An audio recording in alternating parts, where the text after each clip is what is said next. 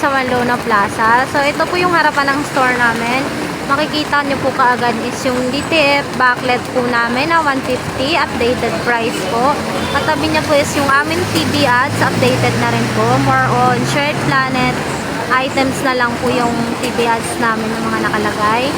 Then, ito po yung sa baba niya is yung likod ng aming heat press, cashier area. Ito naman po yung aming munting selling area.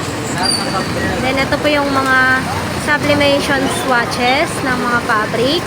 Sa baba naman po is yung mga Shirt Planet items po. May mga kanya-kanya rin po siyang hang tags. Kasama naman po yung SP na hoodie tsaka bomber jacket. So, dito po, kahit papano, ngayong month, nag-boom naman po yung mga Shirt Planet item natin. Hindi po kagaya nung last month, totally zero sold talaga siya. Andito naman po nakalagay yung ating mga booklets. Updated na rin po yan.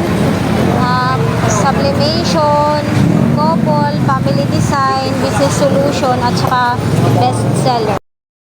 Naman po ang aming tablet. Updated na po yan. Nakita niyo po, ayan na po yung mga bagong update natin ngayon sa tablet. Ito po yung display namin sa taas. So, dito po, nag-move naman yung basic item.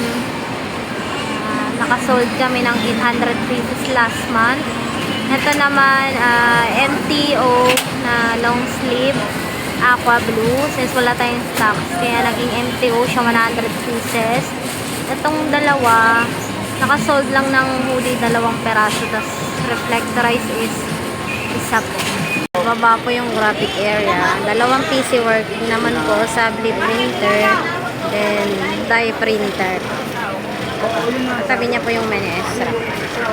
Ang embroidery namin.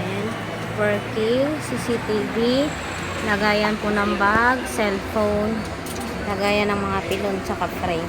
Ito naman po yung wall display namin. Ito naman po sa baba. Ayan. Stock ng CBC, PC po ng DTF. Ito mismo yung DTF. Working naman po. Ito naman po yung mini-S rack namin. Ayan po. Mga numbers naman po yan.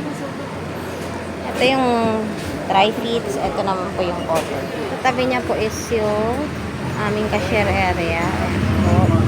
Ito yung mga booklets. PC ng cashier.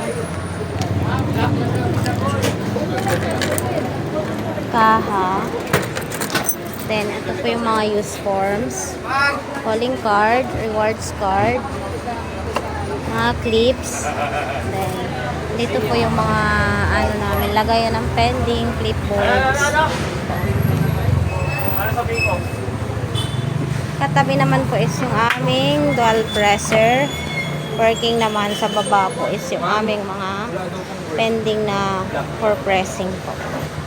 Ito naman po yung second floor. Dito po nakalagay yung 60 cm. Working naman po. Ayan po yung mga consumable niya. Tsaka mga tools na nakalagay sa gilid. Ito naman po yung PC niya. Dito naman po tayo sa third floor. Sa stock room namin. Yan po yung stocks namin dito. CPQ collar, dry. Yan po sa baba yung stocks namin ng mugs. Ito naman pending po to na for pressing. Iniintay na lang namin yung design. Ito naman po sa baba yung mga dumating na bagong refill ng Shirt Planet na flat bed po. Hindi pa po naayos sa rack kasi aayusin pa po para magkasya dito sa stock room, kaya nasa sako pa po. So yan lang po yung namin dito sa stock room. Thank you po. Baba po yung